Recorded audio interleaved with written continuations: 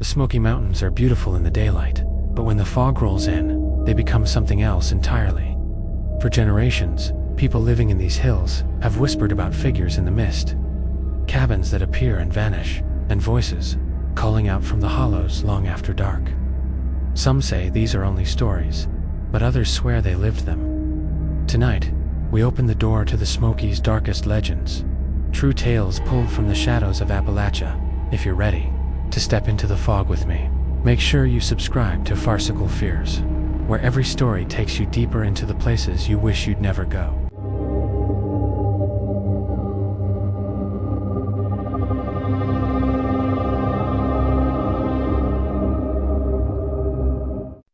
Let's move to our first story. I worked as a seasonal park ranger in the Great Smoky Mountains for a few years after college.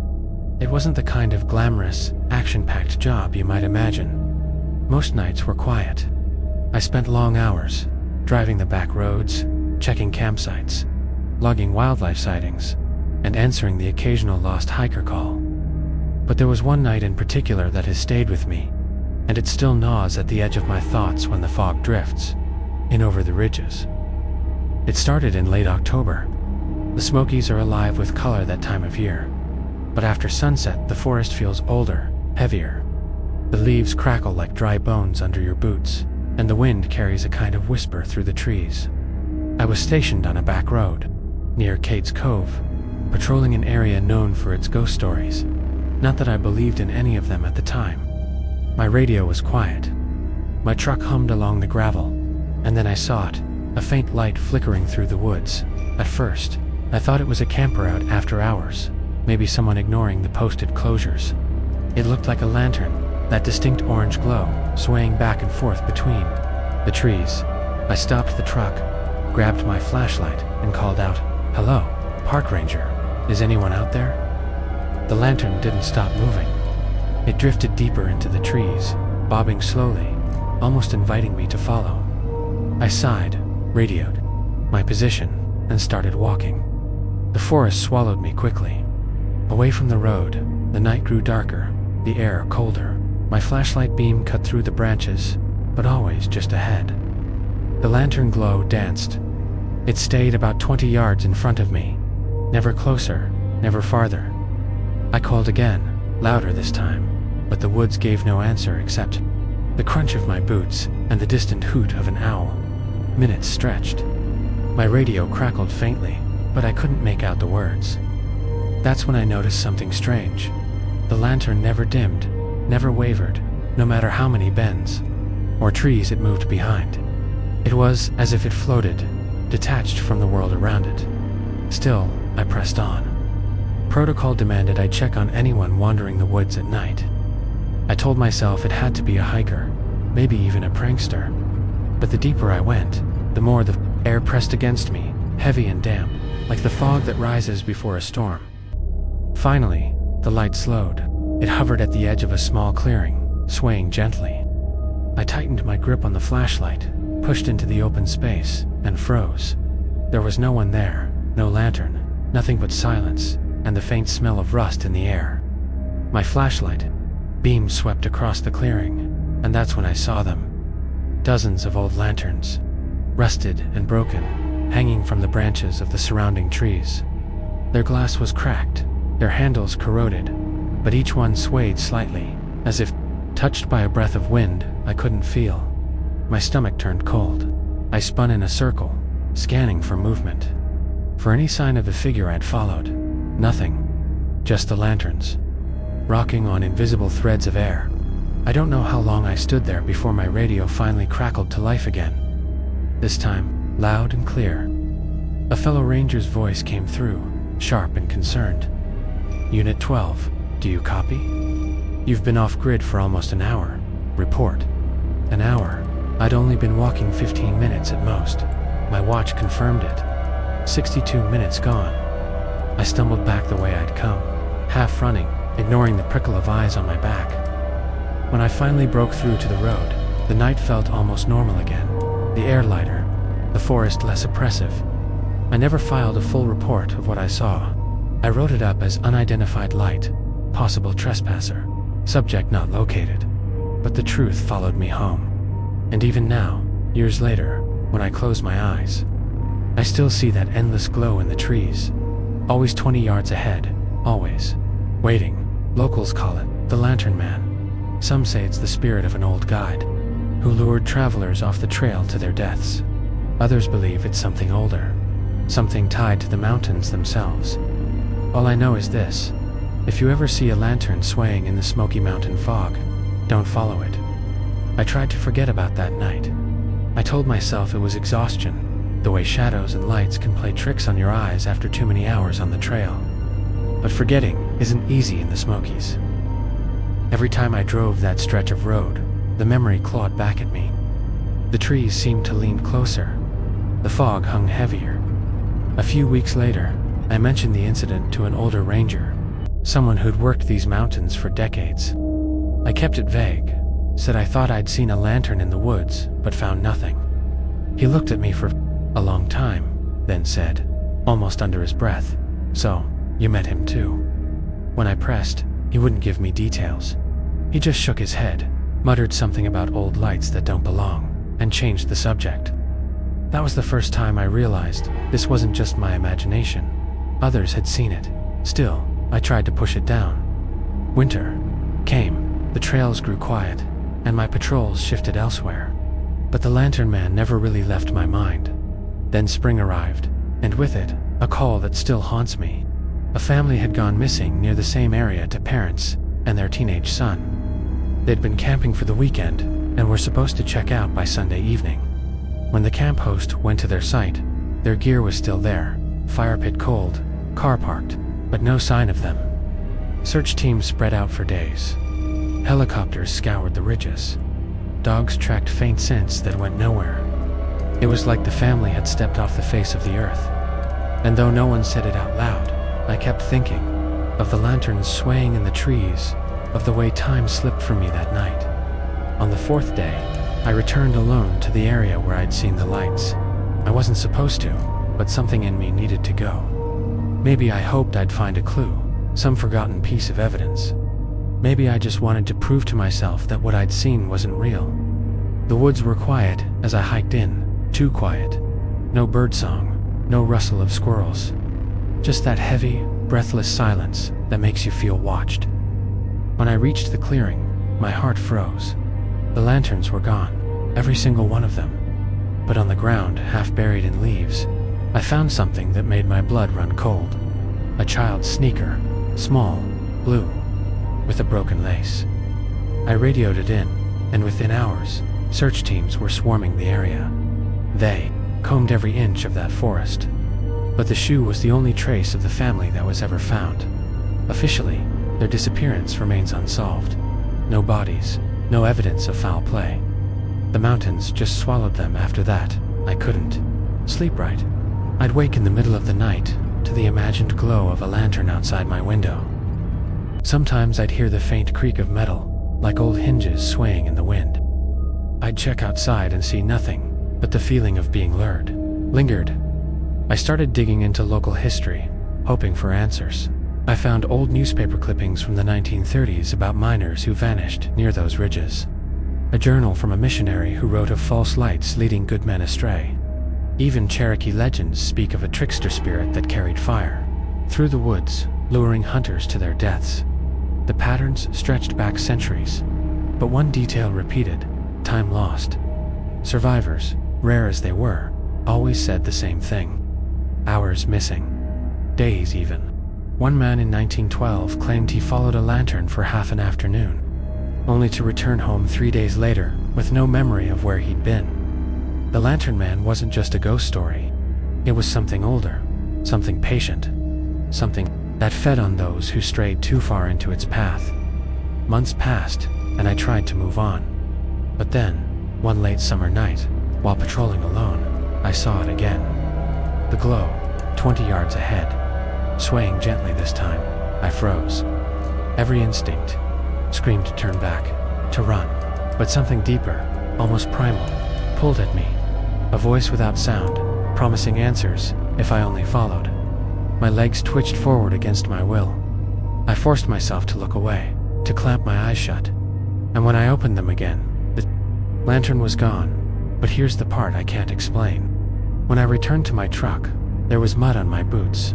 Thick, wet mud that smelled of rust and stagnant water. The kind you'd find near a bog or swamp. Except there aren't any bogs within miles of that road.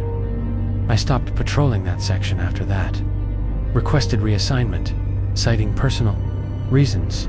My supervisors didn't ask questions. Maybe they already knew. Maybe they'd seen it too. I've since left the ranger service altogether. Moved to a different state, started over. But some nights, when the fog settles low and the world goes quiet, I still see the glow in the corner of my vision. Always swaying, always waiting, and I know, one day, if I look too long, I won't be able to look away again. Let's move to our second story. People talk about strange disappearances in the Smoky Mountains all the time. Hikers vanishing without a trace. Campsites left behind, like the people just stood up and walked into the fog. But sometimes, the things people find are stranger than the things they lose. This story was told to me by someone who swore it happened in the early 2000s, when he and 3 of his college friends decided to spend a long weekend hiking near the Appalachian Trail. They weren't reckless kids. They had their maps, their compasses, their gear, but curiosity can lead you into places the mountains don't want you to see. On their second day, they left the main trail to follow what looked like an old game path winding deeper into the woods. It was overgrown but easy enough to follow. The kind of trail that makes you feel like you're discovering something untouched. They joked that maybe it would lead them to an old moonshiner's hideout, or maybe a black bear den. What they found, though, was a cabin. It sat hunched in a small hollow, half hidden by vines and leaning with age. The wood was gray and warped, the windows clouded with dirt. A sagging front porch clung to the frame, and the door hung slightly open as though it had been waiting for them. None of them had seen it marked on the maps. No cabins were supposed to be anywhere near that section of the park, but there it was, solid and real in front of them. The first instinct should have been to turn back, but they were 20 years old, carrying cameras, and fueled by bravado. One of them laughed, saying it looked like the perfect setting for a horror movie. Another dared the group to go inside. And so, with the afternoon sun sliding down toward the ridge, they stepped onto the porch. The air inside the cabin was stale, like it hadn't been opened in decades. Dust coated every surface. Broken furniture slumped against the walls. There was no sign of electricity, no sign that anyone had lived there in generations. And yet, something about it felt recent, as though people had only just left. The floorboards groaned under their boots, and every step stirred the silence in unsettling ways.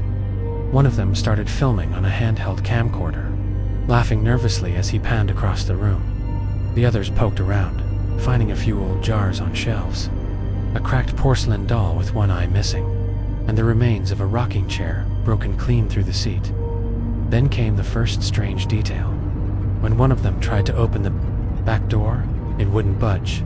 Not locked, not stuck, just immovable, like the frame around it wasn't built to let it open. Maybe it's sealed shut, someone said. They laughed, but it felt uneasy. The camcorder caught it all. Their exploration, their forced bravado, the way their jokes faltered the longer they stayed inside. At one point, the one filming panned across the windows. Later, when they reviewed the footage, they noticed something chilling in the dirty glass.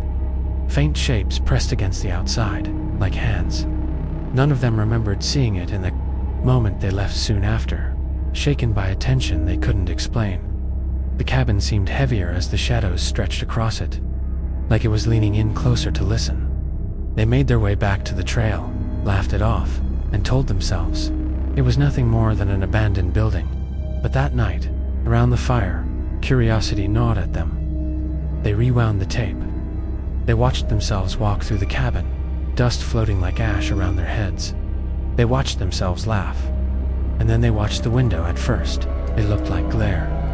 But as they replayed it, pausing and zooming, the truth sharpened. Faces, pale faces pressed against the glass. Dozens of them, eyes hollow, mouths slack, watching. The group fell silent. No one spoke for a long time. And then, almost as one, they agreed not to talk about it again. They packed up early the next morning, hiked hard, and cut their trip short. But the story doesn't end there. 2 years later, one of them, the one who had filmed, died in a car crash. At his funeral, the camcorder resurfaced among his belongings. The tape was still inside. His younger brother, curious, played it, and when he described what he saw, his voice shook, because the footage had changed. The cabin was still there, still, gray and broken. The group was still visible, exploring nervously. But this time, the faces weren't just at the windows. They were inside, standing in the shadows of the room, close, watching. No one could explain it. The brother swore the tape had warped, that time had twisted the images. The survivors of that trip refused to look at it again. To this day, none of them will hike in the Smoky. As for the cabin, no one has ever found it again. Searchers have combed the area with maps and GPS, but the hollow where they swore it stood leads nowhere. There are no foundations, no ruins, no signs of old homesteads. It was never on record, never registered, never built, at least not in any way the living would understand. Some locals whisper that the mountains sometimes build places of their own. Traps for the curious, doors that lead only one way. A cabin that isn't really a cabin. A place that exists only long enough to notice you noticing it. If you ever hike in the Smokies and stumble across a building where no building should be, don't go inside. Don't take pictures. Don't look in the windows, because whatever looks back might not want to let you leave after that first hike. The friends tried to forget the cabin, but it never left their minds. Sleep became restless. Shadows flickered at the edges of vision, and some heard faint creaks and whispers in their apartments. Attempts to rationalize it by checking maps and records failed. The cabin had no official existence. Years later, one friend received a mysterious image in an email, the cabin from the old camcorder tape. But the shadows inside were now clearer, looming closer to the group, as if the cabin itself had grown aware. Panic set in, and slowly the friends began to change. Insomnia, paranoia, isolation. Some even disappeared or moved away, claiming the cabin's presence followed them. Locals whisper that the Smokies sometimes form places that shouldn't exist. Hikers occasionally spot cabins in impossible hollows, vanishing when approached, and sometimes hear whispers from within. The cabin isn't just a building, it's a trap, patient and hungry, waiting for the curious to notice it. Let's move to our third story. Some houses hold memories, and some hold more than memories. This story begins in the mountains of eastern Tennessee, where an old cabin had been in my family for generations. I inherited it from my grandmother, Momo, a woman both kind and strange, who always whispered warnings about the forest and the things that lived within it. She passed away quietly one winter, leaving me the keys and the old wooden cabin perched on the ridge above the river. I arrived in early spring. The air still held the chill of snow melting in the hollows. The cabin smelled of wood polish and old smoke, a faint scent of her perfume lingering in corners. I had been warned by neighbors, never disturb certain things in the house. Some things hold Mama's spirit, they said, almost laughing, almost serious. I didn't understand what they meant at the time. The first night was quiet. Too quiet. I slept on the bed she had used, blankets smelling faintly of lavender. Around 2 a.m, I woke to a creaking sound, a slow, steady creak. My heart beat faster. I told myself it was just the old wood settling. I pulled the blanket tighter and tried to fall back asleep.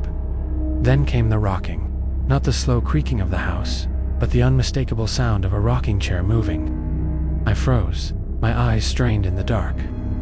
In the corner of the room, the old chair Momo had used sat rocking back and forth, empty. My breath fogged in the cold air. I blinked. It stopped. My rational mind insisted it had to be a draft, a trick of the wind. I told myself I was imagining it. The following days, the occurrences grew. Objects moved slightly, small things. A cup shifted, a book laid open where it had not been. Footsteps sometimes echoed in the hallways when I was alone. At first, I chalked it up to my imagination, but the rocking chair, the chair never stopped moving. Every night, always at the same hour, its rhythm slow and steady, like a heartbeat in the room. I started speaking to it. I know it sounds crazy, but I whispered, asking if it was Momo, if she was still here. Some nights, I thought I felt a warmth radiating from the chair, a faint presence watching me as I slept. Other nights, I felt cold, a hollow absence that made the hair on my arms stand on end. Neighbors shared stories. Momo had been different in the last years of her life. She spoke of seeing people who weren't there, of rocking chairs moving on their own, of whispers in the night. One woman swore Momo would sometimes vanish for hours, only to return with no memory of where she had gone. The elders whispered that certain objects could hold a person's spirit, and Mama's chair was one of them. It was said she had insisted the chair never be sold, never leave the house, that it should always remain in the cabin. One night, I decided to confront it. I sat in the chair across from it, my knees shaking. I spoke aloud, telling Mama that I was here now, that I understood her warnings. And then I asked the question that had been eating at me. Do you want me to leave? The rocking stopped. Silence filled the cabin, heavy and complete. I waited, holding my breath. And then, faintly, a whisper. It wasn't words I could understand, but a feeling, a sorrow, a warning, a presence. The chair swayed slightly, almost as if nodding, acknowledging me, telling me I was seen. Sleep became impossible after that night. I would wake at exactly 2:03 a.m., the chair moving, shadows stretching in impossible angles across the room. Sometimes I thought I heard a voice calling my name from the floorboards. I stopped trusting my own perception. The forest outside seemed alive, moving when I wasn't looking, hiding things I couldn't comprehend. Friends tried to convince me it was grief, that the house was settling, that my mind was playing tricks. But when they stayed overnight, they heard it too, the chair rocking, the faint murmurs, footsteps pacing the hall. One even claimed to have seen a figure sitting in the corner, rocking silently, the air around it cold and heavy. I began to research. Local legends spoke of spirits anchored to objects they cherished in life. Chairs, mirrors, even jewelry could trap a person's essence if their attachment was strong enough. Momo had been intensely attached to her chair. She spent decades sitting in it, watching the forest, speaking to no one but the birds and the wind. Perhaps in death, her spirit lingered, bound to the shape she had always trusted. Months passed, and the presence grew stronger. I stopped sleeping. In the cabin, I slept in the car, on the porch, anywhere away from the rocking chair. But the chair never stopped. It would sway in my absence, sometimes faster, sometimes slower, as if anticipating my return. One night, I returned with a friend, who was familiar with old rituals. We attempted to release the chair's hold, saying prayers and burning sage. For hours, nothing happened. Then, just as the first light of dawn touched the ridge, the chair stopped, still, silent. I thought it was over. Relief flooded me, but it wasn't. That evening, the chair began moving again. Faster this time, almost aggressive. The air in the room felt charged, and a whisper, sharp and urgent, cut through the cabin. I realized then that Mama's spirit was not bound by rituals or logic. She was bound by attachment, by decades of watching, waiting, and knowing. The cabin became a place I couldn't escape from entirely. Even miles away, I would dream of the chair, of its slow, steady creak calling me back, and I understood something that no one can explain fully. The objects we cherish can carry parts of us beyond life, holding memories, wills, and warnings. Some things, like Mama's chair, are patient. They endure. They wait. Now, years later, I still inherit the responsibility. I visit the cabin, sit across from the chair, and speak softly, acknowledging its presence. It moves. Sometimes it doesn't. But I feel Momo there, watching, patient, bound to the world she loved. And I know, with a certainty I cannot shake, that some connections are stronger than death, stronger than reason, and that the forest keeps its own guardians quiet, immovable, and eternally watchful. Let's move to our fourth story. Some places in the Smoky Mountains carry whispers, even when no one is around to speak. Whistling Hollow is one of those places, a narrow valley cradled between ridges, where fog lingers longer than it should, and the wind seems to carry voices not meant for the living. The locals avoid it after dark.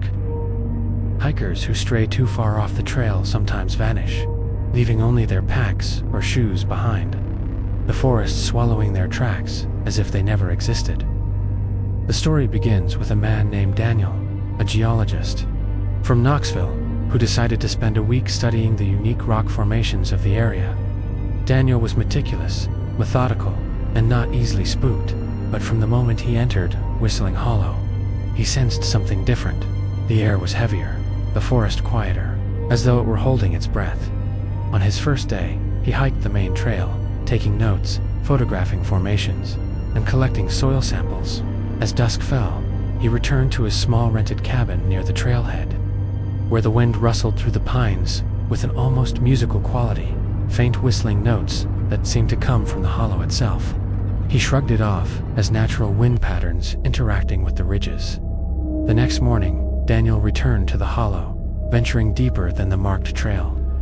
The fog rolled in early, and the air felt damp and thick. That's when he first heard the whistling clearly. It wasn't melodic.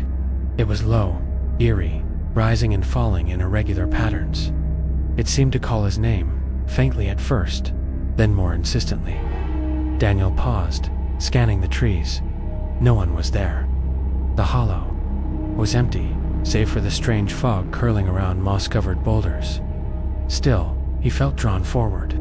The sound grew louder, echoing off the rock walls, whispering of secrets he could not yet understand. He continued, cautiously following the whistling deeper into the valley. Hours seemed to pass, though the sun had barely moved in the sky. Every time he looked back, the trail appeared different, the familiar landmarks distorted or missing entirely.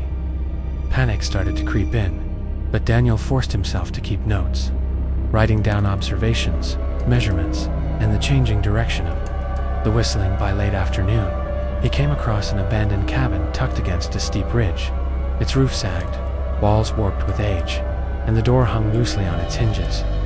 Inside, there was nothing but dust, cobwebs, and a faintly burned smell.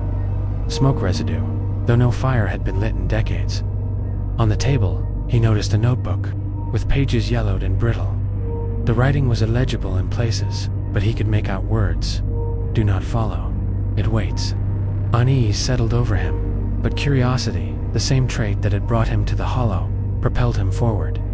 As he examined the cabin, the whistling returned, louder, closer, seeming to swirl around the structure. Daniel tried to leave, but the fog had thickened.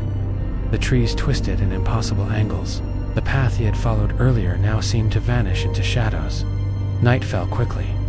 Daniel's flashlight illuminated a narrow corridor of fog, and the whistling began to take on a rhythm like footsteps, always just out of reach, following him, keeping pace, no matter how fast he moved. He stumbled, tripping over roots, his breath ragged. When he looked up, he saw movement, faint figures emerging from the fog. Indistinct, but humanoid, their mouths open, as if whistling. Along with the wind, Daniel ran.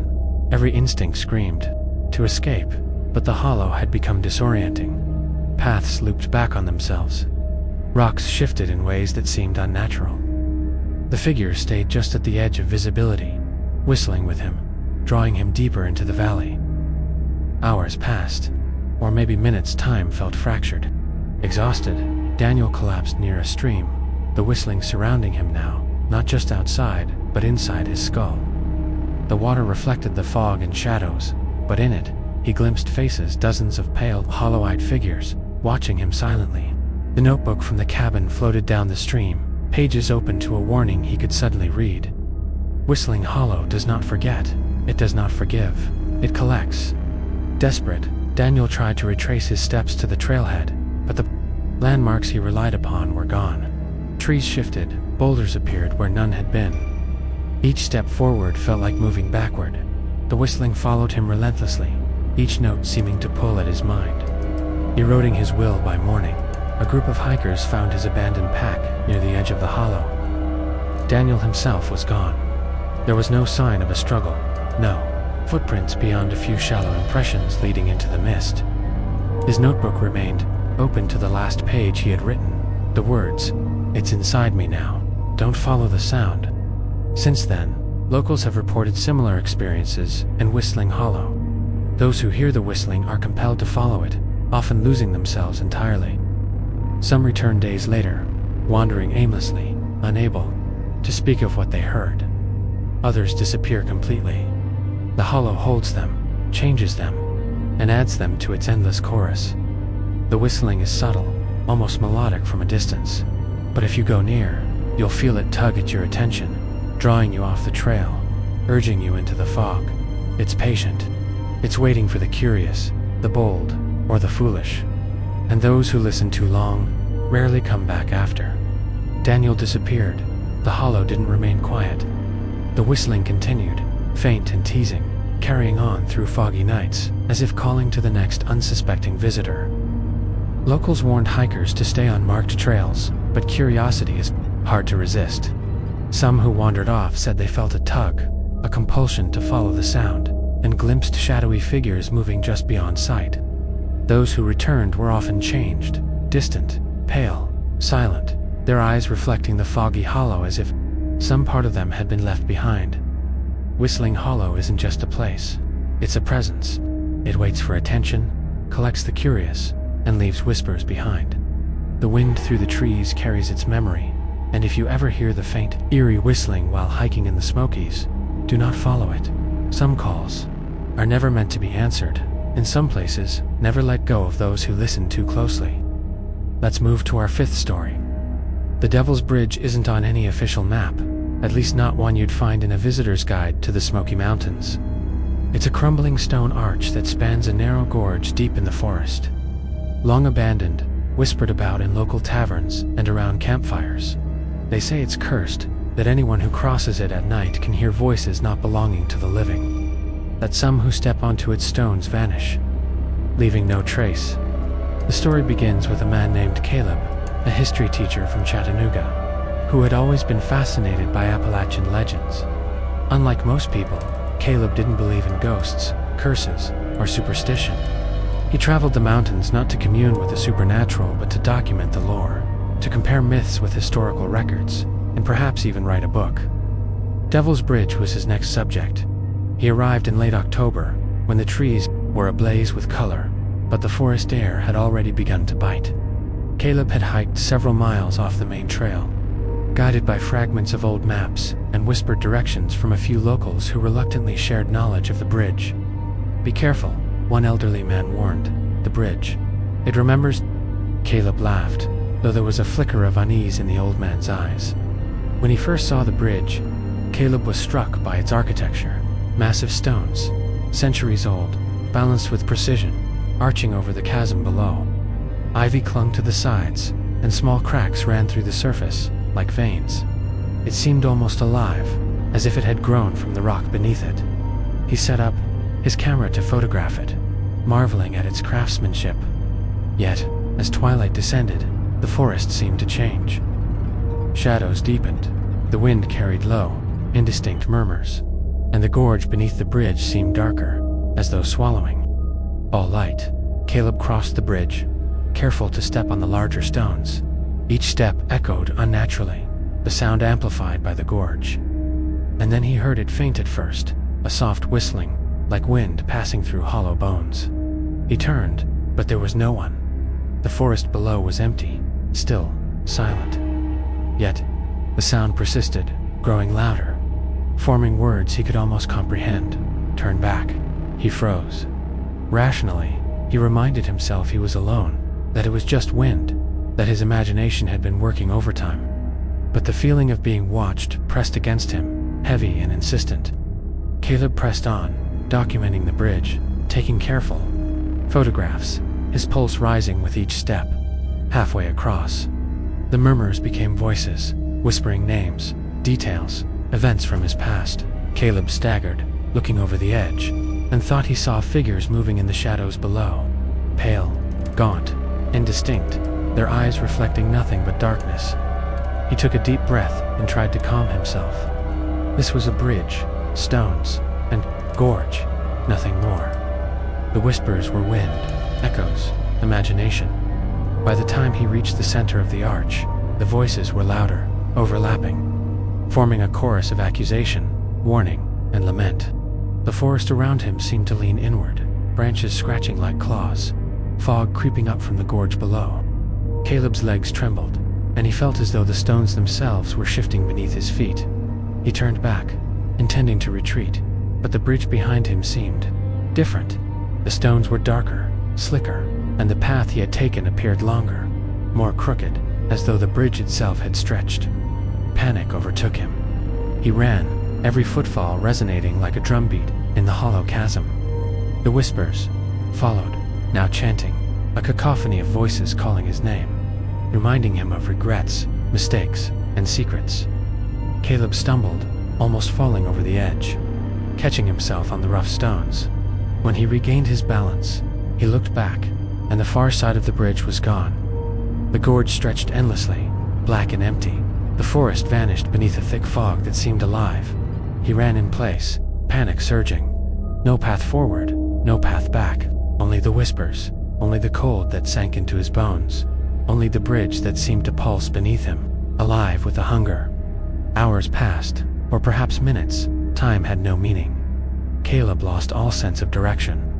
He realized then that the bridge was not just a structure, but a sentinel, a trap, a living memory of every soul that had crossed it. And it was hungry for more. When search parties came days later, they found the bridge intact, the gorge, as it always had been, the forest calm and quiet. No sign of Caleb. Only his camera remained on the far side, battery dead, lens fogged. When the photographs were developed later, every image of the bridge had subtle differences. Shadows too deep, fog curling unnaturally, figures appearing just at the edges of the frame, pale and indistinct. Locals whispered that the bridge collects those who are too curious, too bold, or too prideful. Some say it is a passage between the living and the dead, where time stretches and reality bends. Those who return are never the same, pale, silent, haunted by whispers. Their memories incomplete. Over the years, hikers occasionally report hearing faint whistling over the gorge, even when the wind is still. Some claim to see figures on the bridge at twilight, frozen and staring, waiting for the next traveler to cross. And those who do, few speak of it afterward. Those who do are quiet, distant, and always careful, never to look too long at the stones of the devil's bridge. The bridge exists in the forest, patient, unyielding, a sentinel of memory and fear. And if you ever find yourself in the Smoky Mountains, following whispers through the fog, remember this. Some crossings are permanent, and some bridges do not merely span the earth, they span the threshold between the living and whatever lingers. Beyond, since Caleb's disappearance, Devil's Bridge has grown into a place of whispered warnings. Hikers speak of faint whistling that seems to call their names, urging them to cross, even when common sense screams to turn back. Those who step onto the stones sometimes return, changed, pale, withdrawn, speaking of voices and shadows that no one else can see. Some never come back at all. Locals say the bridge remembers each soul it has claimed, and the whispers are its way of drawing in the next curious traveler. If you ever hear soft whistling over a gorge in the Smokies, know this: some bridges aren't meant to be crossed, and some paths, once taken, may never let you go. Let's move to our sixth story. Lost Hollow is not a place you find on any map, and that's exactly how the locals like it. Hidden in the dense forests of the Smoky Mountains, it has been abandoned for decades. What remains are crumbling stone, foundations, twisted trees, and a narrow winding stream that cuts through the valley like a black vein. But the stories tell of something that lingers beyond the decay. A lantern, always glowing faintly in the fog, moving as if carried by someone who should no longer walk the earth. The story begins with Emily, a documentary filmmaker from Nashville, who had made a career exploring abandoned places. She had heard whispers about Lost Hollow from old mountain folk who told tales around fireplaces, their eyes wary, their voices low.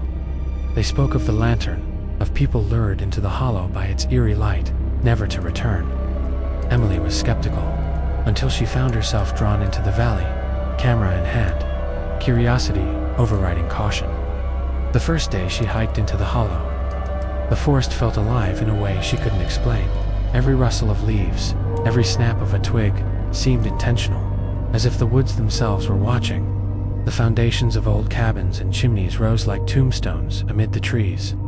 She set up her base camp near what remained of a stone. Well, the fog creeping along the ground, cold and wet against her boots. By dusk, the first sign of the lantern appeared. A faint glow, yellow and flickering, dancing along the stream.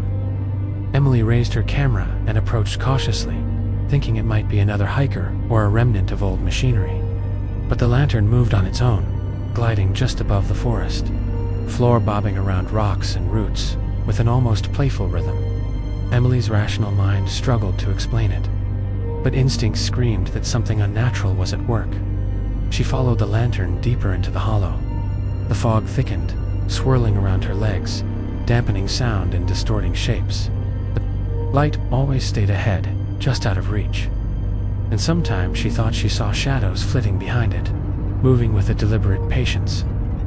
Hours passed, though the sun seemed barely to dip behind the ridge. Emily began to feel the hollow changing, the air growing heavier, as if the very space was compressing around her. That night, Emily returned to her camp, heart pounding, mind racing. She reviewed the footage she had captured, frames showing a faint human-like figure carrying the lantern. Its features were impossible to distinguish, blurred as if it existed partly in another dimension. The footage seemed to hum with an energy she couldn't explain, a subtle vibration that made her skin crawl. She tried to rationalize it, telling herself it was trickery of light, reflection, or camera artifacts, but she could feel a presence. Something was aware of her, observing. Over the next days, Emily ventured further, documenting the hollow. Each time she saw the lantern, it beckoned her, leading her deeper. The ruins of the cabins seemed to shift, doors appearing where none had been, windows opening into darkness that wasn't there before. She started hearing whispers, soft at first, then clearer, calling her name. Speaking in old dialects she didn't understand. Some words sounded like warnings, others felt like laughter. Emily's sleep became troubled. Even in her tent, she felt the lantern's glow pressing against the fabric, a soft light seeping through. The air smelled faintly of smoke, of wood burning long ago. Dreams were filled with the hollow itself. Twisted trees, the stream, the lantern floating through. Fog, always leading, always watching. She awoke at exactly 3:17 a.m. each night, the glow visible even when she closed her eyes, as though it had imprinted itself into her mind. Locals had always said that Lost Hollow chose who it wanted. The lantern was a lure, a guide for those it deemed curious or restless. Some returned after nights in the hollow, pale and silent, claiming only to have glimpsed shadows and felt the forest watching. Others vanished entirely, leaving cameras, shoes, or journals behind, their stories only partially told through the artifacts left behind. Emily pressed on, despite the warnings. One evening, she followed the lantern across a fallen log, only to realize she was stepping into a clearing she hadn't seen before. The fog swirled unnaturally, and the air became cold, unnaturally so. The light hovered above the stream, revealing dozens of small figures, humanoid, crouching and whispering around the ruins. When they turned toward her, she felt a wave of dread. Their faces were featureless, pale as ash, eyes dark voids that seemed to look straight into her soul. Panic surged. Emily backed away, stumbling over roots and rocks, but the lantern stayed, ahead, bobbing as if mocking her. She tried to leave the hollow entirely, but paths she thought she had memorized twisted and reformed, leading her back toward the center. It became clear, Lost Hollow was no ordinary forest. It moved. It breathed. It trapped those it wanted. By the fourth night, Emily was exhausted, barely able to distinguish reality from the hollow's distortions. Her recordings showed strange anomalies, shadows shifting independently of light sources, flickers of figures that weren't present when she looked, and the lantern moving with impossible speed. The whispers grew louder, forming words she could almost understand. They spoke of regrets, of those lost, of the forest remembering every step taken upon its soil. On the fifth day, Emily followed the lantern to a ruined cabin's stone foundation. The glow hovered above the well in the center. When she peered inside, the reflection of the lantern revealed dozens of faces pressed against the stone walls. Pale, hollow-eyed, staring silently, she stumbled back, heart pounding, realizing these were the souls of those who had been lured before her. Trapped in the hollow, bound to the lantern's light. The lantern floated toward her then, gently, almost pleadingly. Emily froze, torn between fear and fascination. It hovered before her chest, flickering as though breathing, and she felt a tug in her mind, a soft compulsion to step into the hollow's center. The whispers rose, harmonizing into a mournful song that spoke directly into her thoughts. Stay, or join. Emily ran. She ran blindly through the fog, tripping, falling, hearing the lantern bobbing behind her as though keeping pace. She emerged finally onto the old trail, dawn breaking, fog thinning. The forest seemed still again, but she could feel the hollow's presence lingering, and at times, at night, she could see the faint flicker of a yellow light outside her tent. Far beyond the forest she had left, even back in Nashville, Emily's footage and recordings carried. The hollow's influence, glitches in the video, seemed to shift when unobserved. Shadows and frames moved independently, and sometimes, just before sleep, she could see the faint glow of the lantern bobbing at the edge of her vision, calling her back to Lost Hollow. She knew, deep down, that the hollow never let go of those who glimpsed its light. Let's move to our seventh story. High in the Smoky Mountains, there is a ridge known only to a few locals as Howling Ridge. Its name comes not from wind or wildlife, but from the strange, mournful howls that echo through the peaks at night. Few dare to venture there after dusk, and even fewer return with coherent tales. Travelers say the ridge can drive a person to madness, that the howls are not of animals, but of something far older and more human. The story begins with Marcus, a wildlife photographer from Asheville, who had always sought the untouched corners of the Appalachian wilderness. Marcus was confident, experienced, and meticulous, documenting the nocturnal life of the mountains. He had heard the warnings about Howling Ridge, but dismissed them as local superstition. Stories meant to scare children and tourists. On his first day, Marcus hiked the steep trail leading to the ridge, carrying cameras and equipment. The forest grew denser as he ascended, shadows deepening among the trunks. Around midday, he reached a small plateau and set up his camera, hoping to capture the rare mountain fauna. But as evening fell, he noticed something strange. The air seemed heavier, the silence almost oppressive. Then came the first howl. It was low, guttural, and carried a sorrow unlike any animal he had ever heard. Marcus froze, scanning the ridgeline. The howl echoed, rising and falling, almost as if the mountain itself were breathing. Rationally, he tried to explain it. Perhaps a wounded deer or coyote. But instinct told him it was something else entirely. Night fell rapidly. Marcus set up his tent on the ridge, surrounded by jagged rocks and twisted pines. The howls grew louder, multiple now, surrounding him from every direction. They seemed to move, circling, following, yet coming from nowhere he could pinpoint. He strained his ears and realized that the sound carried intelligence patterns, almost words hidden within the moans and cries. The next morning, Marcus hiked cautiously along the ridge, documenting everything.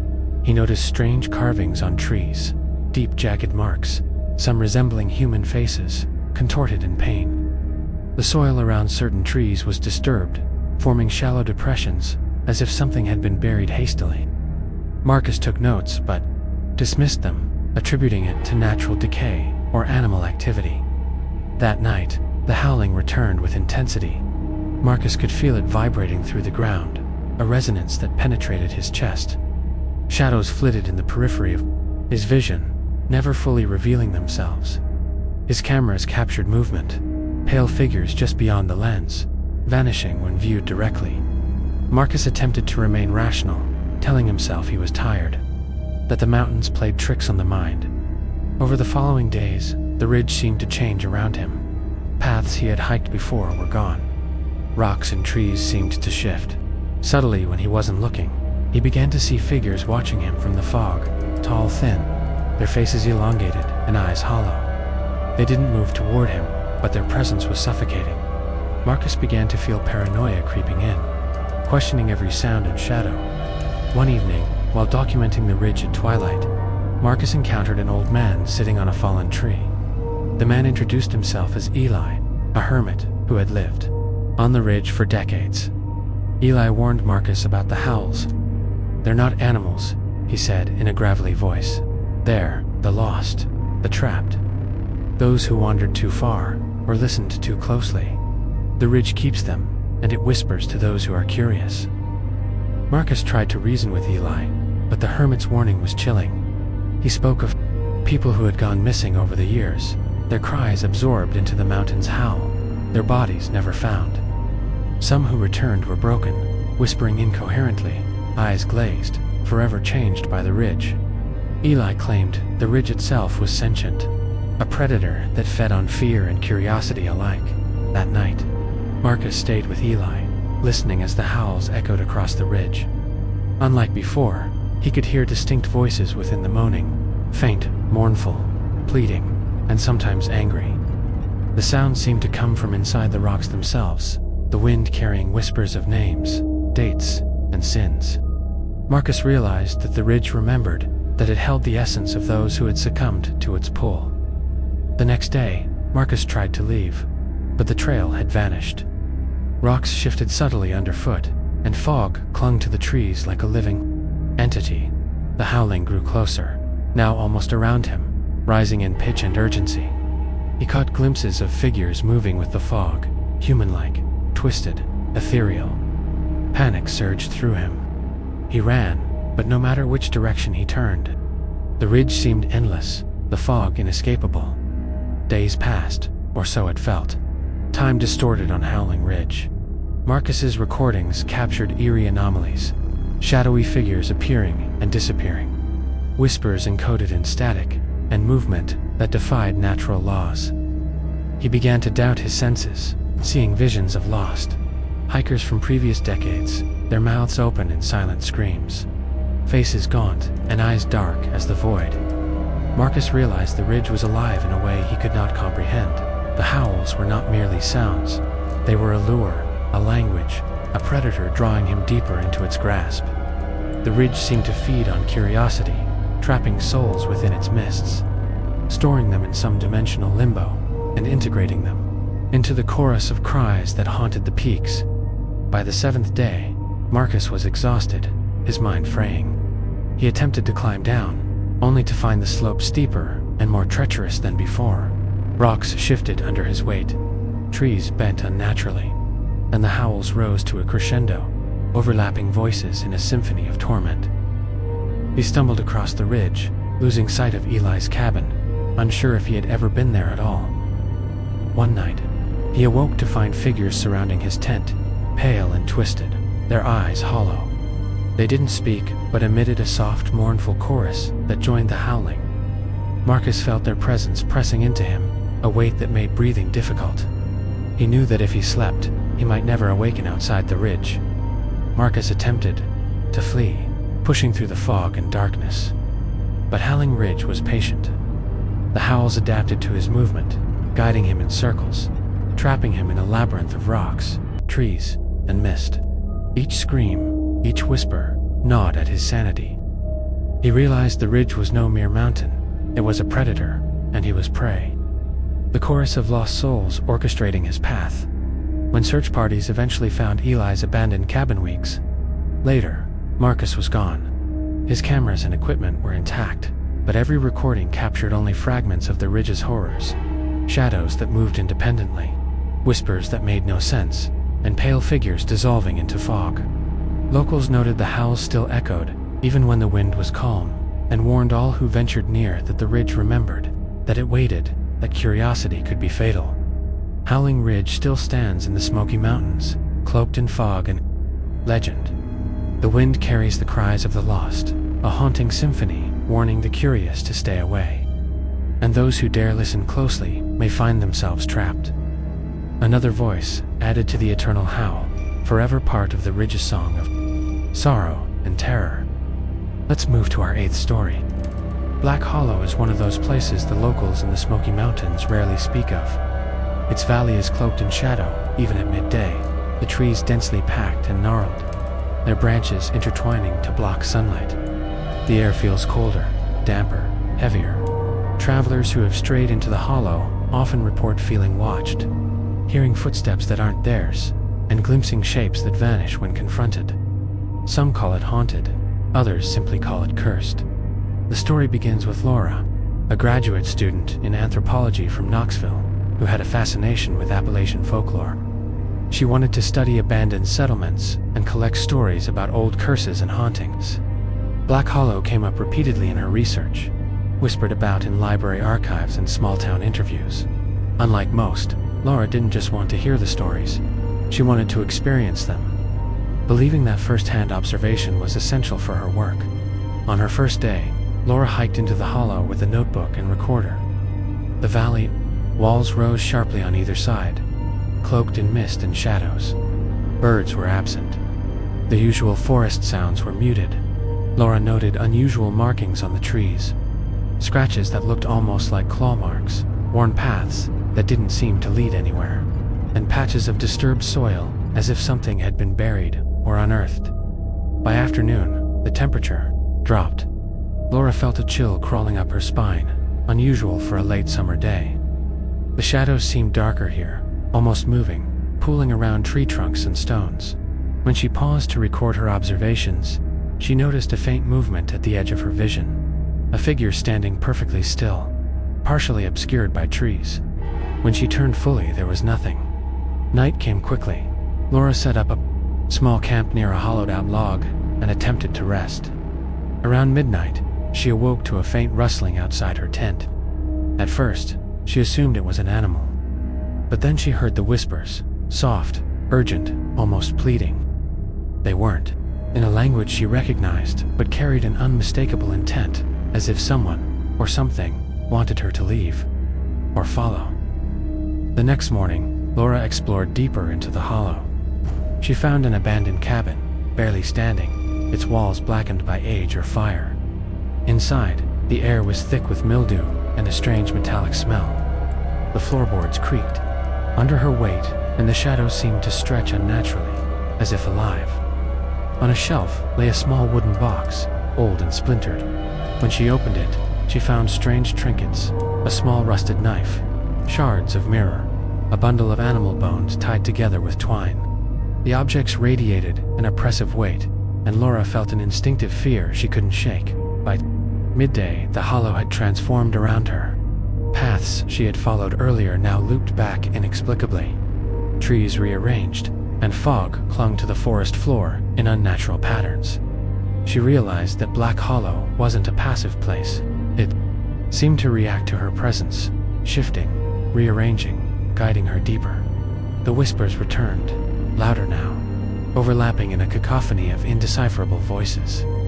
Laura spent the following days documenting the hollow, noticing that the forest seemed alive with intention. Shadows flitted in her peripheral vision, always, retreating when confronted.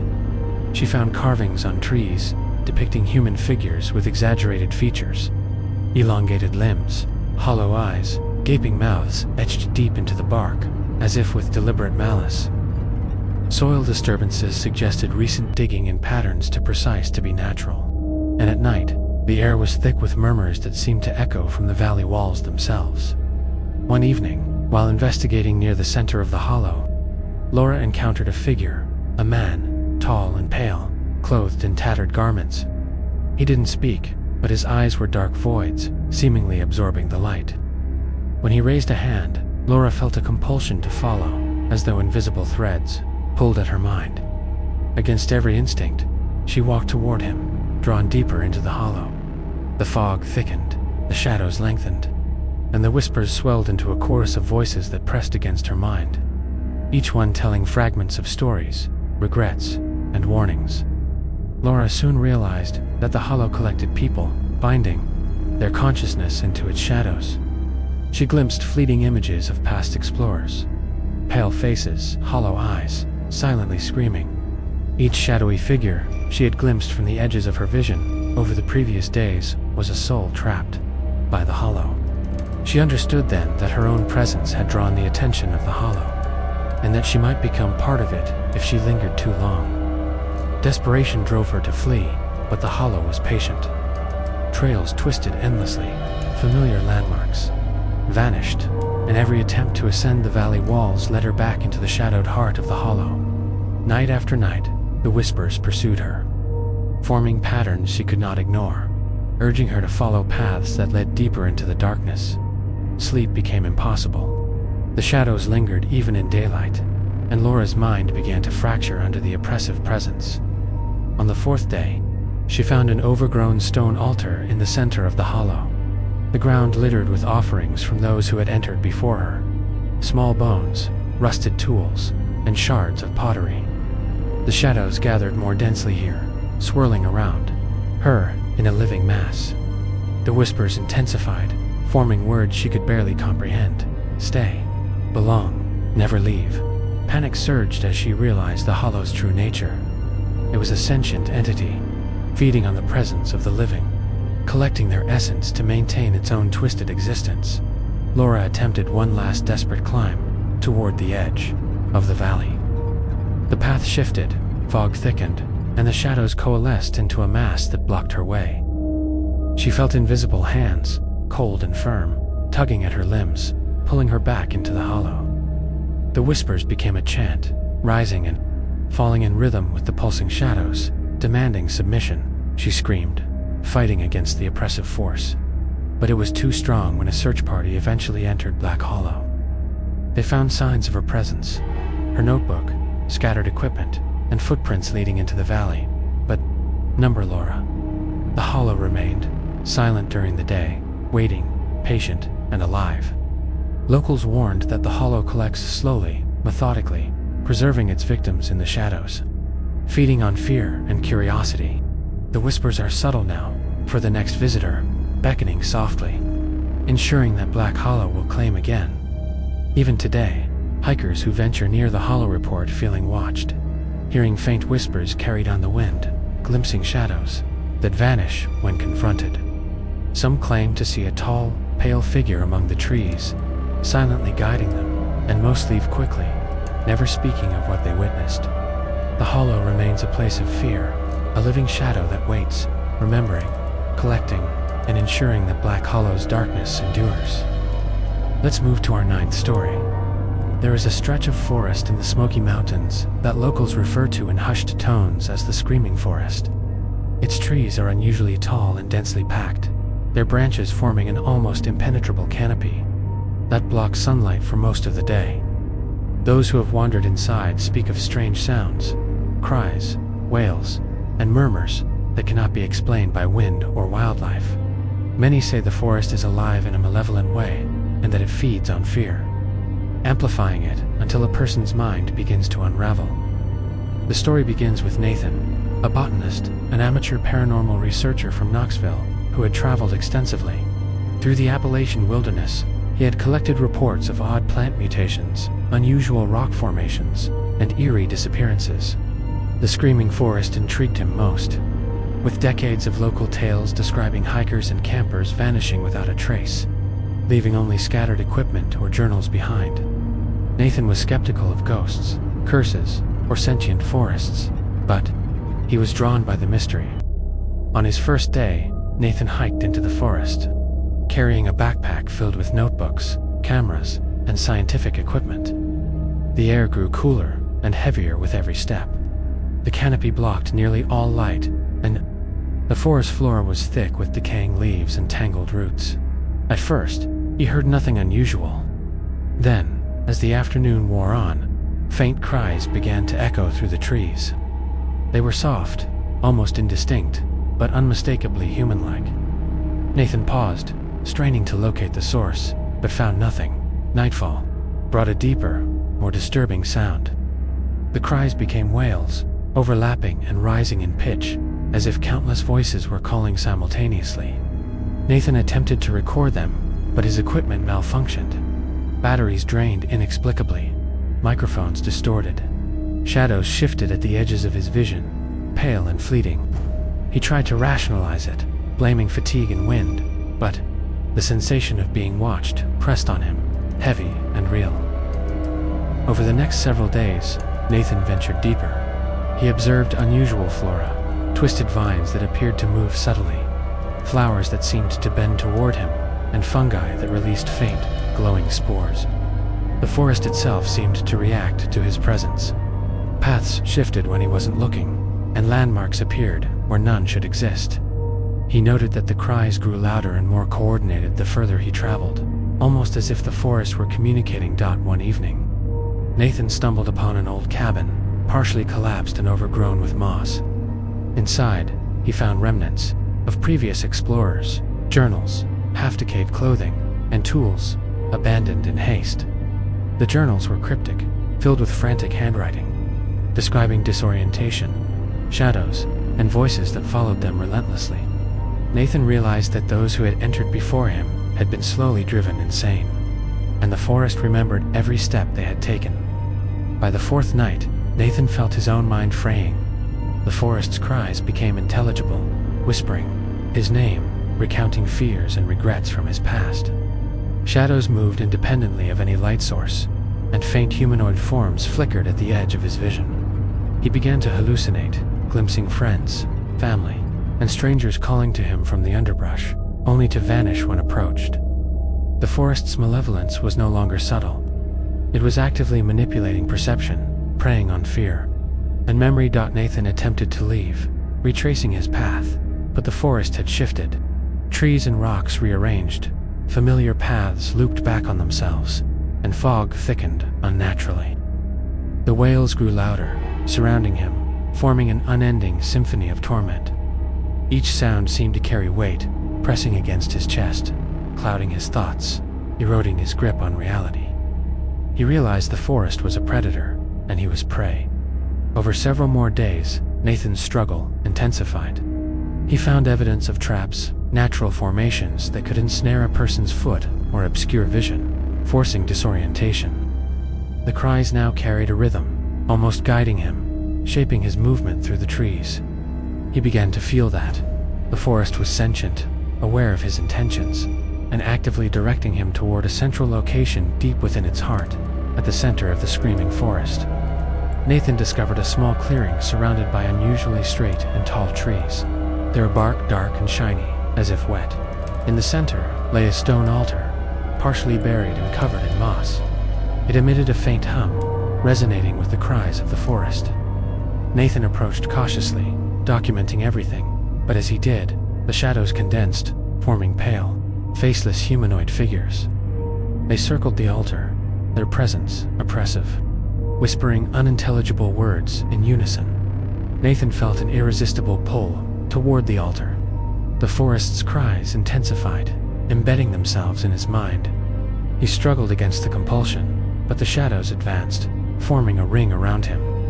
He realized the forest fed on presence, fear, and attention, binding those who entered into its collective consciousness. Past victims' faces flickered in the shadows, silently screaming, eyes hollow, reaching toward him in a desperate bid for survival. Nathan attempted to flee, running through the shifting forest. But every path seemed to loop, fog thickened, shadows pressing closer. The cries now became deafening, disorienting him completely. At one point, he glimpsed a figure resembling himself, staring back from the mist with hollow eyes and a twisted smile. The forest had begun to fragment his sense of self, merging memory, fear, and reality into one unending torment. On the seventh day, Nathan's journal and equipment were later found by a rescue team, scattered among the forest floor. The recordings captured only fragments, distorted cries, fleeting glimpses of pale figures, shadows moving against natural laws. Nathan himself was never recovered. Locals say the screaming forest is patient, and it waits for the next intruder, drawing them into its depths, adding their presence to the chorus of cries that define its malevolent existence. Even today, hikers near the perimeter of the forest report faint wails, carried by the wind, shadows flitting just out of sight, and an overwhelming sense of being watched. Some say that if you listen closely, the cries form names and memories of those trapped inside, and for those who enter, the forest ensures they are never truly gone. Their consciousness absorbed, their presence lingering, feeding the forest's unending hunger. Let's move to our 10th story. Widow's Peak is a steep, jagged ridge in the Smoky Mountains, named for a woman who vanished there over a century ago under mysterious circumstances. Locals whisper that her sorrow still lingers in the winds, carrying a curse for anyone who dares climb the ridge. Travelers speak of sudden mists, inexplicable chills, and shadows that appear where none should exist. Some swear the peak itself calls to those who climb it, promising secrets, treasures, or closure, only to claim their sanity. The story begins with Daniel, a geologist and historian from Chattanooga, who was drawn to the mountain by both legend and curiosity. Daniel had spent years researching the folklore of the Appalachians, cataloging disappearances, and interviewing locals about haunted places. Widow's Peak fascinated him because the accounts were consistent across decades: sudden, unnatural mists, strange sightings, and the persistent feeling of being watched. Unlike others who dismissed the tales, Daniel wanted proof, and he intended to gather it. On the first day of his ascent, Daniel found the air growing colder with elevation. The path was narrow and jagged, flanked by cliffs and dense vegetation. Early sunlight barely penetrated the thick canopy, casting long shadows across his path. At first everything seemed normal, though he noticed a faint wind that carried a low, almost human sigh. He chalked it up to mountain winds, yet unease settled in his chest. By late afternoon, he encountered an old stone marker, half buried in moss. Its carvings were indecipherable, but suggested age and ritual. Nearby, small piles of stones had been arranged deliberately. Daniel examined them, documenting every detail, when he heard a soft cry, high-pitched, mournful, echoing from the cliffs above. He looked up, but saw nothing. The sound was distinct, human-like, filled with grief, and it seemed to follow him as he continued along the trail. Night fell quickly on the peak. Daniel set up a small campsite on a ledge, trying to record the cries and ambient sounds. As darkness deepened, the wind carried whispers and broken phrases, almost intelligible. Leave. Don't climb. Stay away alone. He froze, realizing that the sounds were not random. They carried intention. Shadows at the edge of the firelight seemed to stretch unnaturally, and movement in the darkness hinted at figures that weren't entirely human. Over the next days, Daniel pushed further up the ridge, documenting the landscape and unusual phenomena. He noticed the mist thickened unnaturally, forming almost tangible shapes. The stone markers became more frequent, each decorated with crude carvings of faces twisted in agony. Vegetation along the path seemed unnaturally sparse, as if life itself avoided certain areas. The cries grew louder at night, and he began to recognize patterns, a rhythm to the wailing that coincided with his steps, guiding him deeper into the cursed peak. On the fourth day, Daniel encountered the first of the apparitions. A pale woman in tattered, old-fashioned clothing appeared. Among the rocks, her face hidden by long hair. She didn't move toward him, but seemed to watch, her presence pressing against his mind. Daniel felt a compulsion to follow her, despite every instinct warning him to retreat. The mist swirled around her, and for a moment, the wind carried her. Soft cries, grief, anguish, and a plea he could not ignore. As he climbed higher, the ridge became more treacherous. Rocks shifted subtly underfoot, and the mist twisted, forming shapes resembling previous climbers, lost to the mountain over the decades. Some figures appeared to reach out silently, while others seemed to vanish instantly when confronted. Daniel realized that Widow's Peak was not merely haunted, it was alive, sentient, and it retained the essence of those who had died or vanished, using them to lure the curious deeper. By the sixth day, Daniel's sense of time warped. The cries and whispers became omnipresent, embedded into every gust of wind and shadowed corner. He began to see visions of past climbers, pale, hollow-eyed, endlessly climbing, calling out for help that never came. He felt their fear, their despair, their resignation, and it pressed on his mind like a physical weight. The peak demanded attention, feeding on the living as it preserved the lost. One night, he saw her again, the woman with hidden face. She beckoned him toward a cliff edge. Against his better judgment, he followed, and the mist thickened, pulling him into a surreal, dreamlike landscape. The wind carried thousands of whispers, each recounting the final moments of climbers trapped. Here, faces emerged from the mist, some screaming silently, others contorted in eternal grief. Daniel realized the peak was a living archive of sorrow, using memory and fear to trap intruders. By the 8th day, Daniel was exhausted. The mist and shadows began to seep into his recordings, distorting images and sound. His compass spun erratically, and the ridge seemed to rearrange itself. Paths he had memorized vanished. Landmarks shifted, disorienting him entirely. He understood then that Widow's Peak was not only alive, but malevolent, and it sought to claim him fully. In a desperate attempt to survive, Daniel tried to descend, but the ridge resisted. Rocks and trees seemed to shift underfoot. Fog wrapped around him like a living entity, and the woman appeared at every turn, silently watching. The cries intensified, forming an overwhelming cacophony that seemed to originate from the peak itself. Daniel realized that physical escape was futile. The mountain's hold was as much psychological as it was spatial. On the 10th day, Daniel reached the central plateau of Widow's Peak. Here, the mist was nearly impenetrable, and shadows coalesced into humanoid shapes. The woman appeared again, her face now partially visible, pale, hollow-eyed, mouth frozen in a silent scream. Daniel felt an irresistible pull toward the center, where a small stone altar, covered in moss and inscriptions, awaited.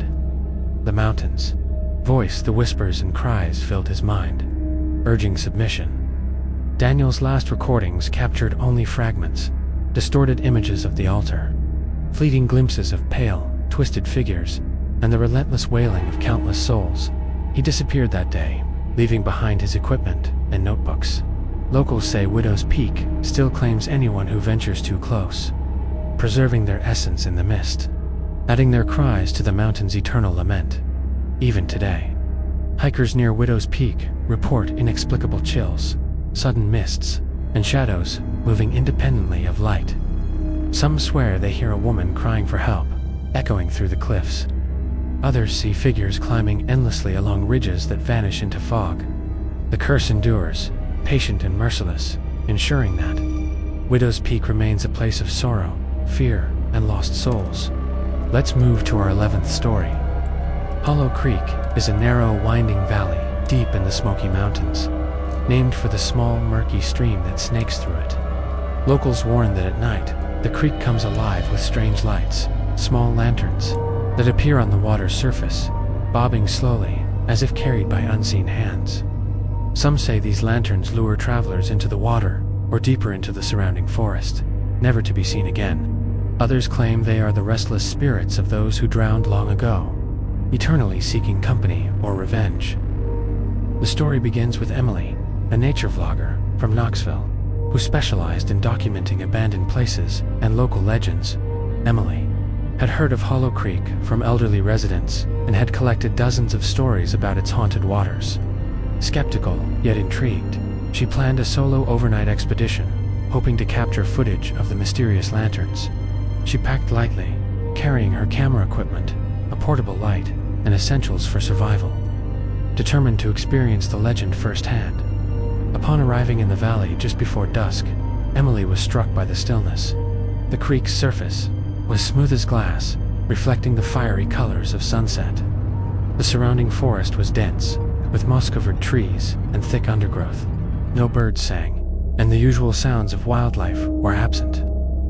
She set up a small camp near the creek bank, keeping a watchful eye on the water. As night fell, an uneasy silence settled over the area. At first, nothing unusual occurred, but just as Emily was preparing her first night's footage, a faint flickering light appeared on the creek. It was small, like a lantern, hovering above the water, but not moving with the current. She raised her camera, zooming in, and noticed that the light seemed to pulse gently, almost like a heartbeat. A chill ran down her spine. Her instincts warned her to leave, but curiosity and her desire for content kept her rooted. As she watched, more lights began to appear. They drifted slowly down the creek, some toward her, others deeper into the forest. Emily noticed they didn't behave naturally. Their movement was deliberate, almost intelligent, as if the lanterns were guiding her gaze or luring her attention. She tried to follow them with her camera, but the footage came out distorted, flickering, and filled with static. The lights, however, remained clear to the naked eye, shifting and weaving as though alive. By midnight, Emily felt increasingly unnerved. The lanterns floated closer to her camp, their glow casting eerie reflections on the surrounding trees. She could hear faint whispers, carried on the wind, unintelligible but urgent, as if the forest itself were speaking.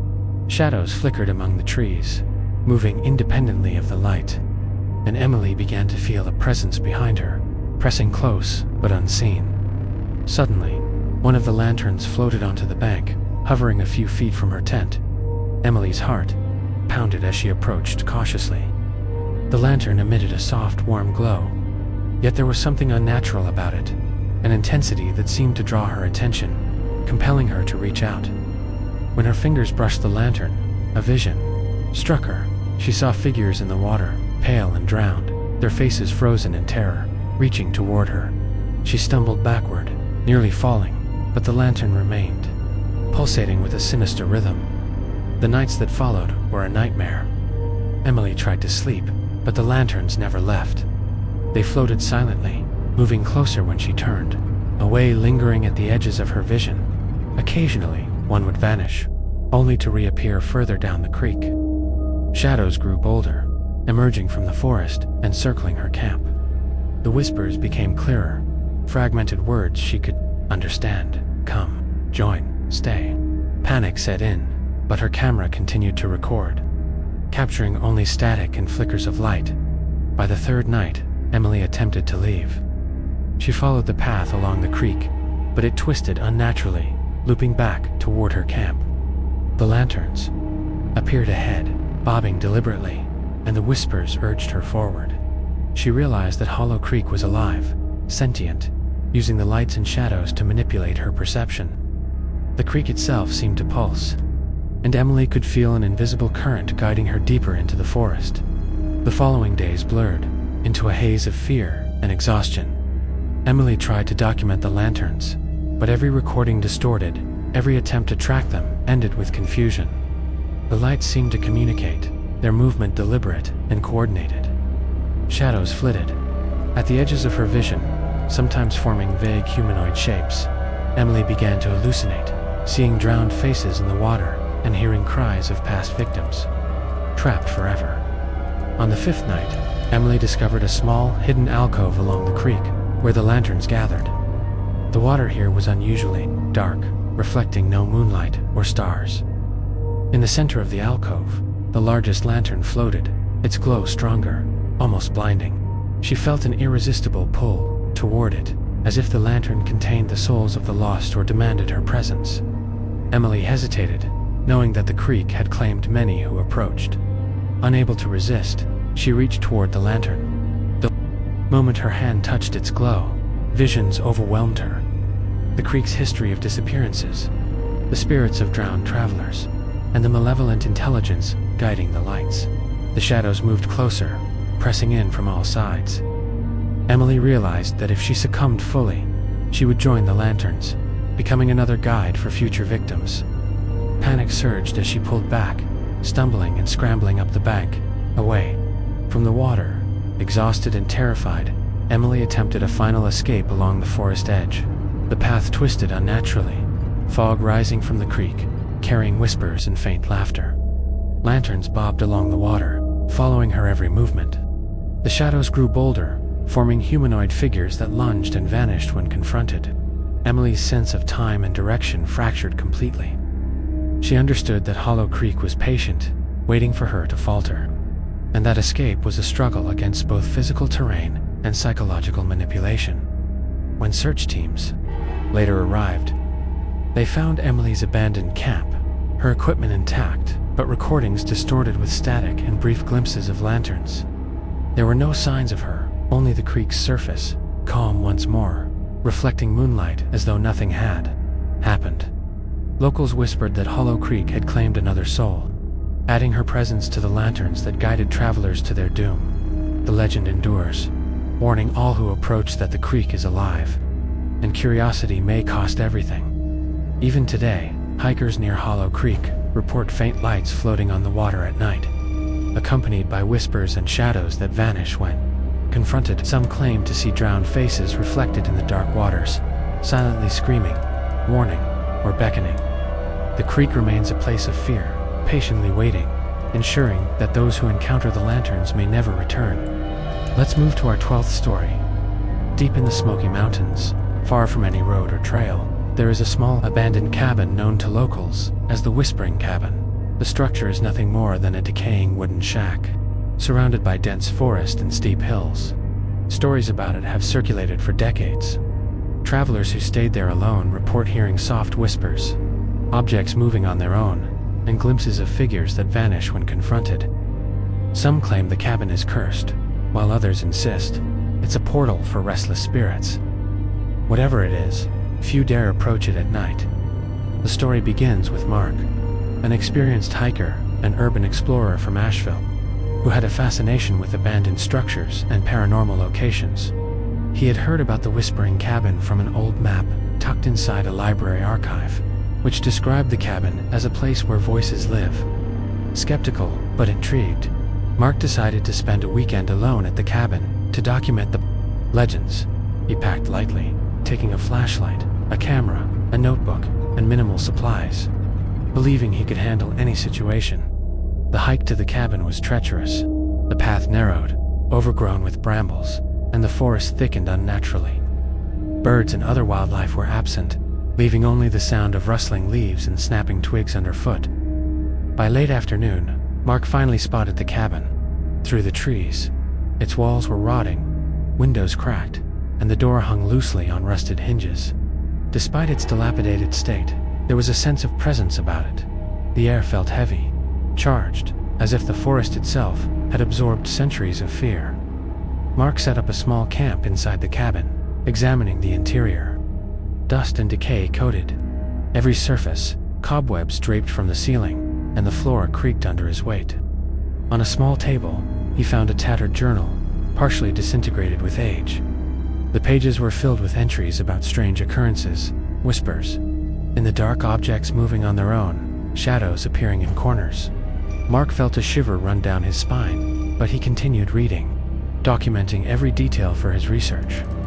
As night fell, the cabin transformed. The temperature dropped sharply, and Mark's flashlight flickered inexplicably.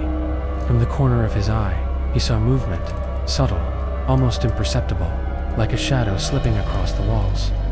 Then came the whispers, soft, almost melodic, yet urgent. They didn't form words, but Mark could sense intent. The voices were aware of him, watching, beckoning, warning. He tried to ignore them, convincing himself it was the wind. But the whispers grew louder, overlapping in a cacophony that pressed against his mind, unable to sleep. Mark explored the cabin further. In the back room, he noticed an old mirror, its surface cracked and darkened with age. As he peered into it, he saw fleeting reflections, not of himself, but of shadowy figures standing just behind him. When he turned, there was nothing. The mirror seemed to pulse, drawing him closer, and he felt a compulsion to touch it. The moment his fingers brushed the glass, a vision overwhelmed him, the cabin filled with people from different eras, trapped in eternal torment. Their faces frozen in fear, their mouths moving silently as whispers filled the air. Over the next hours, the whispers became voices distinct, urgent, almost pleading. They told fragmented stories: a traveler who never left, a family lost to the forest, a man driven insane by what he saw. Mark realized that the cabin wasn't merely haunted. It was alive in a supernatural sense, feeding on attention and fear, preserving souls as echoes within its walls. Every object, every shadow, seemed imbued with memory and malice. By the second night, Mark's sense of reality began to fracture. The shadows no longer retreated when confronted. They advanced, always at the edge of his vision. The whispers now carried recognizable words, names, and regrets. The journal he had found began to rewrite itself, pages flipping open to describe his presence in real time. Every attempt to leave the cabin was thwarted. The forest outside had grown dense and disorienting, paths looping back toward the shack as though guiding him inward. Mark tried to rationalize his fear, attributing it to isolation and exhaustion. but objects moved on their own, doors slammed without cause, and shadows stretched in impossible directions. At one point, he glimpsed a figure in the corner of the room, tall, faceless, pale, and watching. Every instinct screamed to run, yet the cabin seemed to anchor him, holding him within its grasp. The whispers now formed a rhythm, almost guiding his movements, shaping his perception of space and time. As days passed, Mark documented everything, yet his recordings and notes captured only fragments. Static filled the audio, shadows flickered in footage, and the journal remained eerily detailed. The cabin seemed to manipulate reality itself, bending perception to trap him. He realized the cabin was patient, methodical, and eternal, preserving each visitor as a part of its haunted memory. On the fourth night, Mark attempted a desperate escape. He ran toward the door, but the forest outside had transformed thick fog obscured vision. Twisted trees formed barriers, and shadows advanced as if alive. The whispers screamed, overlapping into a deafening chorus, urging him back. He stumbled into a corner, watching as the mirror pulsed again. Figures from the visions began to emerge fully, surrounding him silently, their presence oppressive, their faces frozen in silent screams. Mark's final entries describe a struggle between will and fear, his mind assaulted by the cabin's malevolent intelligence. The whispers promised everything: safety, understanding, release, if he surrendered to the cabin. Resistance was futile. The walls seemed to close in, shadows consuming the edges of his vision. His last coherent thoughts were of the figures in the mirror, beckoning him, their hollow eyes imploring, commanding, warning. When hikers later discovered the whispering cabin, they found Mark's camera and notebook intact, yet recordings were distorted, filled with static and fleeting glimpses of shadowy figures. There were no signs of him. Locals whisper that the cabin claims every visitor in time, preserving their essence within its walls, adding their voices to the chorus of whispers. The legend endures.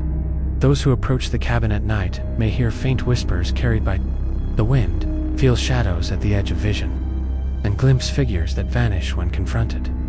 Even today, the whispering cabin remains a place of fear, patiently waiting for the next intruder, ensuring that curiosity, bravery, or skepticism may cost everything. Every shadow, every whisper, every flicker of movement is a memory of those trapped, a warning to those who might follow.